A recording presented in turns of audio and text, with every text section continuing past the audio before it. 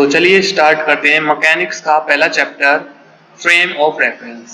वैसे तो frame of reference आप फिजिक्स में पढ़ चुके होंगे, लेकिन थोड़ा सा क्योंकि मैकेनिक्स में दिया हुआ है इसलिए तो इसमें से आ सकता है एग्जाम में, तो थोड़ा सा वो पढ़ लेते हैं। बेसिक है वो पढ़ लेंगे हम। तो फ्रेम ऑफ रेफरेंस है क्या? बेसिकली आप देख सकते हैं ये कोऑर्डिनेट सिस्टम होता है, ठीक है। और ये किसके यूज होता है? Describe the position, motion and interaction of object in space. कोई ऑब्जेक्ट स्पेस में है, ठीक है, ये कोऑर्डिनेट सिस्टम होता है आपका। और कोई ऑब्जेक्ट स्पेस में है तो उसकी पोजीशन को, उसकी मोशन को बताने में ये हेल्प करता है। आपने देखा होगा जैसे 2D सिस्टम है, ठीक है, जैसे ये पॉइंट है और ये आपका स्पेस में, तो हम कैसे इसके पॉइंट, आपने बोला कि 2, 3 इसके कोऑर्डिनेट है, आपने इसकी पोजीशन को बताया, तो आपने बताया कैसे? आपके पास ये सिस्टम था, ठीक है ना, ये आपके पास सिस्टम था, आप जानते हो इसे कोऑर्डिनेट सिस्टम 2D। तो ये था, आप ओरिजिन था, तो आपने इसके रेफरेंस में भी बताया कि ये पॉइंट यहाँ पर है, ठीक है। अगर ये कोऑर्डिनेट सिस्टम कहीं और होता तो उसके हिसाब से फिर, जैसे कि अगर मान लो ये ना होकर के ये कोऑर्डिनेट सिस्टम S है और ये S डैश है, ठीक है। अगर हम ये ना लेकर के ये ले रहे होते तो अब आप देख रहे हो पॉइंट जो है उसके कोऑर्डिनेट फिर ये नहीं होते, 2 और 3 नहीं होंगे, ठीक है, फिर कुछ और हो जाएंगे। अगर आप इसको ऐसे ले रहे हैं तो अब ये पॉइंट यहाँ पे था, ठीक है, तो देख सकते हैं सेकंड क्वाड्रेंट में आ गया, इधर आ गया। ये पहले अगर हम यहाँ पे बना रहे थे तो ये फर्स्ट क्वाड्रेंट में था, अगर इधर बना रहे हैं तो सेकंड क्वाड्रेंट में आ गया, तो जाहिर सी बात है इसके कोऑर्डिनेट चेंज हो गए, ठीक है। तो यहाँ पर है क्या? यही फ्रेम ऑफ रेफरेंस है, कोऑर्डिनेट सिस्टम है। अलग अलग आप अगर कोऑर्डिनेट सिस्टम ले रहे हैं तो उसकी जो पोजीशन होगा, जो ऑब्जेक्ट का पोजीशन है, वो भी अलग अलग होंगे, लेकिन ये हमें हेल्प करता है कि पोजीशन क्या होगी उसकी। It provide a framework within which observation and measurement can be made. ये हमें क्या प्रोवाइड करा था? फ्रेमवर्क, ठीक है, ये फ्रेम प्रोवाइड करा था जिसमें कि हम किसी भी ऑब्जेक्ट का मेजरमेंट ले सकें कि वो क्या वेलोसिटी से चल रहा है, किस डायरेक्शन में जा रहा है। तो ये सब हमें पता कैसे चलता है? By the frame of reference. A frame of reference consists of a set of axes. अभी मैंने जैसे आपको बनाकर दिखाया था कि जो फ्रेम ऑफ रेफरेंस होता है उसमें एक्सिस होती हैं, कोऑर्डिनेट एक्सिस जिसे हम बोलते हैं, और रूल्स होते हैं along with rules for measuring distance। यहाँ पे ये आप देखते हैं ये कोऑर्डिनेट सिस्टम हो गया, और यहाँ पर अगर इधर की तरफ चलेंगे तो ये आपको एक्स डायरेक्शन में, ये पॉजिटिव वाई डायरेक्शन होती है, आपको पता है।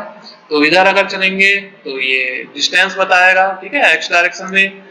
अगर पॉइंट यहाँ पे है तो आप अगर ऐसे एक लाइन खींच ले तो ये आपका एंगल भी बताएगा, ठीक है, कि ये पॉइंट किस एंगल पे है। एंड टाइम इंटरवल्स, और टाइम इंटरवल्स भी ये बताता है, ठीक है। अगर हम इसको डेली लाइफ से जोड़ें तो कैसे जोड़ेंगे इसको? ये देखिए यहाँ पर आप ये वाली एक बस ले रहे हैं, इसमें आप बैठे हुए हो, और ये बस जो है, ठीक है, ये फ्रेम ऑफ रेफरेंस है आपका।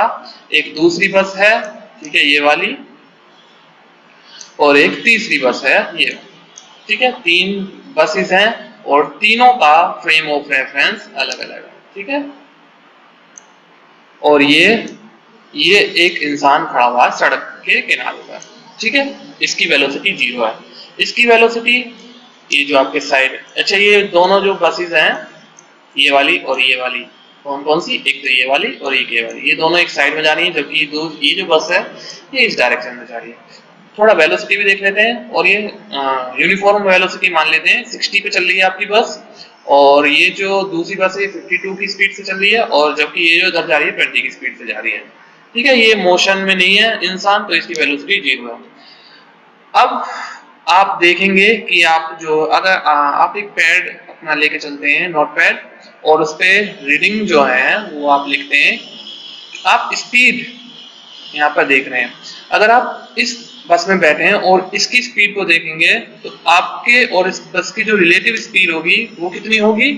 वो होगी 60 - 52 = 8। कहने का मतलब क्या है कि आप देखेंगे कि ये जो बस है ये चल तो 52 की स्पीड से रही है, लेकिन जब आप इस बस में बैठे हैं और ये 60 की स्पीड है और आप ये जो आपके साइड में बस है ये 52 की स्पीड से चल रही है, तो ये आपको 52 की स्पीड से चलती हुई नहीं दिखाई देगी, ये आपको 8 किलोमीटर पर आवर की स्पीड से पीछे जाती हुई दिखाई देगी, क्योंकि आपकी बस की स्पीड ज्यादा है। ठीक है, जबकि ये जो इंसान खड़ा है ये तो कोई मोशन में नहीं है। ठीक है, इसको ये वाली बस 52 की स्पीड से ही जाती हुई दिखाई देगी। तो आप जो यहाँ पे नोट करोगे वो 60 किलोमीटर पर आवर क्या 8 किलोमीटर पर आवर नोट करोगे इस बस की स्पीड, जबकि ये बंदा जो है यहाँ पर ये करेगा यहाँ पर 52। ठीक है, तो ये क्यों चेंज हुआ, क्योंकि फ्रेम ऑफ रेफरेंस बदल गया। आपका अलग फ्रेम ऑफ रेफरेंस था, आप जो जिस बस में बैठे थे वो एक पूरा फ्रेम ऑफ रेफरेंस, ठीक है, फ्रेम था, और ये जो यहाँ पे खड़ा हुआ था इंसान ये अलग फ्रेम में था। और सिमिलरली ये जो बस जा रही है इस वाली डायरेक्शन में इसका भी फ्रेम अलग है। ठीक है, अब ये जो इंसान खड़ा है इस बस को देख रहा है, ये 20 किलोमीटर पर इसकी स्पीड है पर आवर, तो ये अपनी नोटबुक में 20 किलोमीटर पर आवर नोट करेगा। और जबकि आप इसको क्या करोगे, क्योंकि अगर स्पीड अगर आप कोई ऑब्जेक्ट सेम डायरेक्शन में जा रहे हैं तो स्पीड होती है माइनस, अगर आप डिफरेंट डायरेक्शन में जा रहे हैं तो स्पीड हो जाएगी प्लस। तो 60 आपकी 60 प्लस 20, तो आपको ये वाली बस 80 किलोमीटर की स्पीड से उल्टी दिशा में जाती हुई नजर आएगी। ठीक है, तो ये बहुत तेजी से आपके पास से निकलेगी, जबकि आप इसमें जबकि इंसान के लिए 20 किलोमीटर की स्पीड है। ठीक है, तो ये फ्रेम ऑफ रेफरेंस का मैंने कुछ आपको आइडिया दे दिया। तो ये भी बता दिया कि कैसे कैसे डिफरेंट फ्रेम ऑफ रेफरेंस, अगर हम डिफरेंट डिफरेंट फ्रेम लेते हैं तो अलग अलग हमारे पास रीडिंग मिलती है। ठीक है, तो ये था आपका पूरा फ्रेम ऑफ रेफरेंस। तो चलिए स्टार्ट करते हैं। नेक्स्ट है हमारा इनर्शियल फ्रेम ऑफ रेफरेंस। तो होता क्या है, अगर हम डेफिनेशन देखें, N inertial frame of reference is a frame, ये क्या होता है, एक फ्रेम होता है इन विच न्यूटन्स लॉ ऑफ मोशन यहाँ पर होल्ड हो जाए, जिस फ्रेम में Newton's law of motion hold हो जाए विदाउट एनी एक्सटर्नल फोर्सेस, अगर उन पर कोई भी जो ऑब्जेक्ट है उन पे कोई भी एक्सटर्नल फोर्सेस ना लग रहे हो, तो ऐसे फ्रेम ऑफ रेफरेंस को हम इनर्शियल बोलेंगे। जबकि जो नॉन इनर्शियल होता है उसमें क्या होता है, Newton's law of motion hold नहीं होते। तो वहां पर जैसे कि यहाँ पे एक्सटर्नल फोर्स नहीं लगते, तो वहां पे फोर्सेस ऑब्जेक्ट पर एक्सपीरियंस होंगे कुछ, जिनको हम फिक्टियस फोर्स बोलते हैं।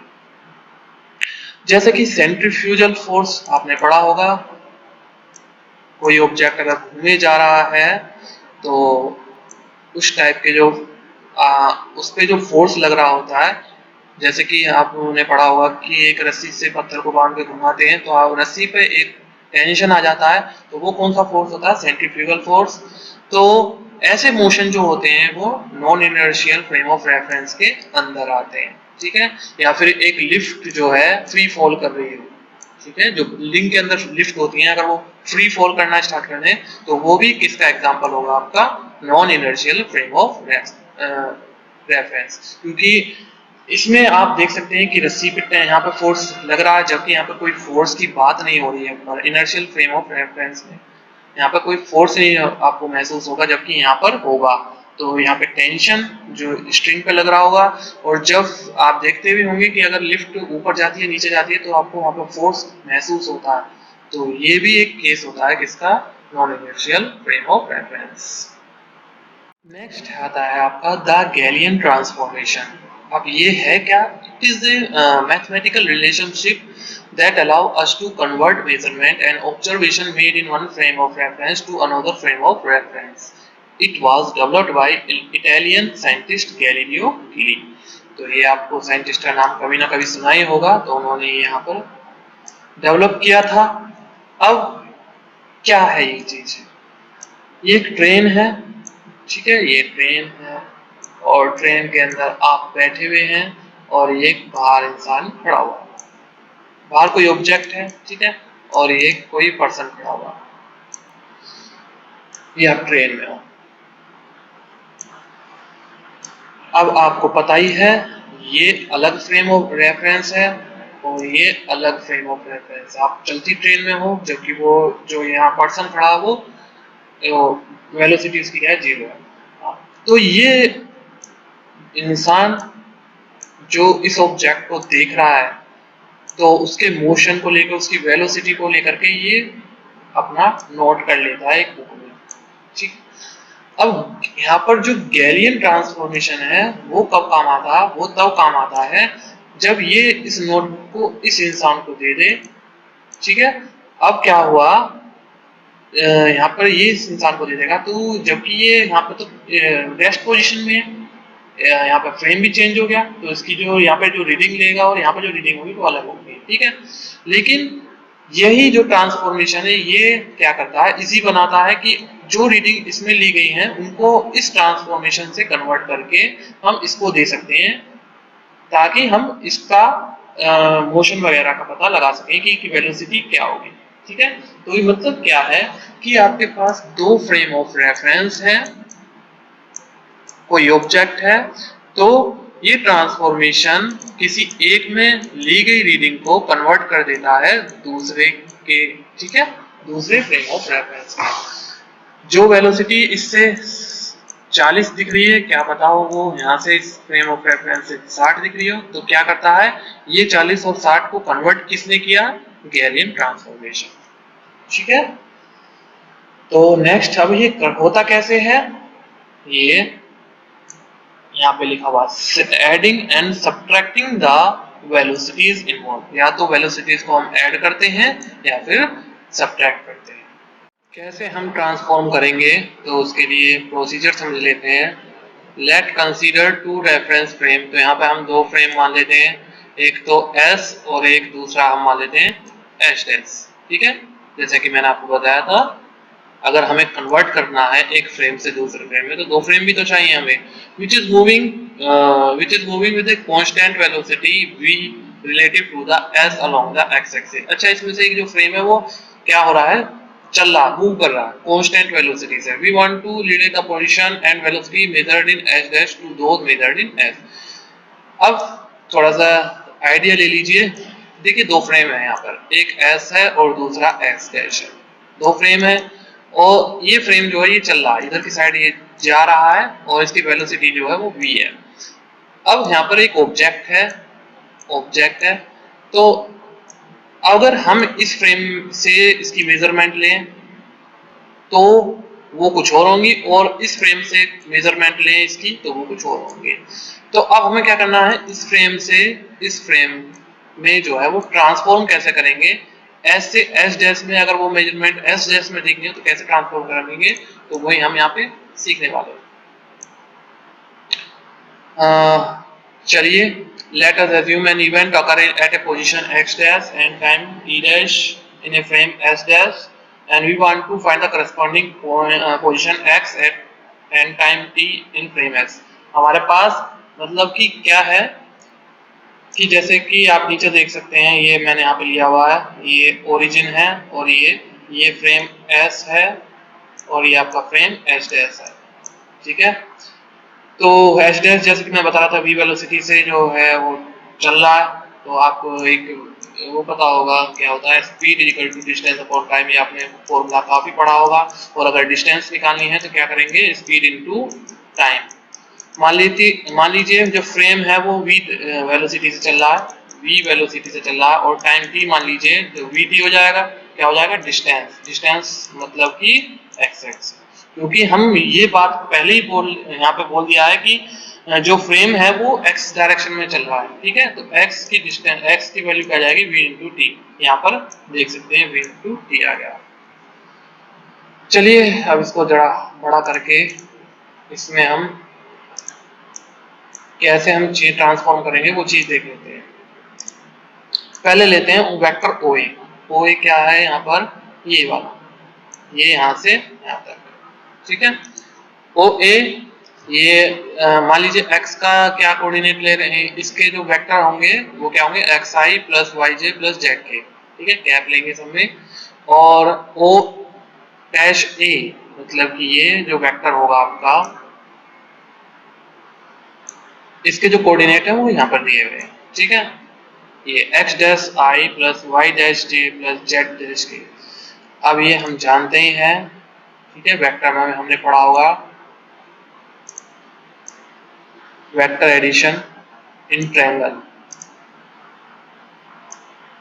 ये आप देख रहे हैं ट्रायंगल बन चुका है, ये ट्रायंगल, ये एंड ये। क्या करते हैं इसमें, जैसे कि आपने पढ़ा था ये साइड प्लस ये साइड माइनस ये वाली साइड, ठीक है।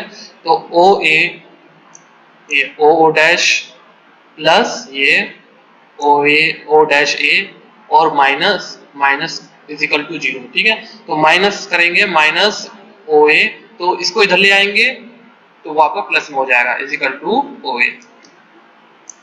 वेक्टर्स में ये होता है ऐसे। अब हमें किसकी वैल्यू निकालनी है, ओ डैश ए, मतलब कि इसकी वैल्यू निकालनी है हमें। तो क्या करेंगे, इसको भी, ये ओ डैश ओ को भी इधर ले आएंगे, ठीक है। इतना समझ में आ गया होगा।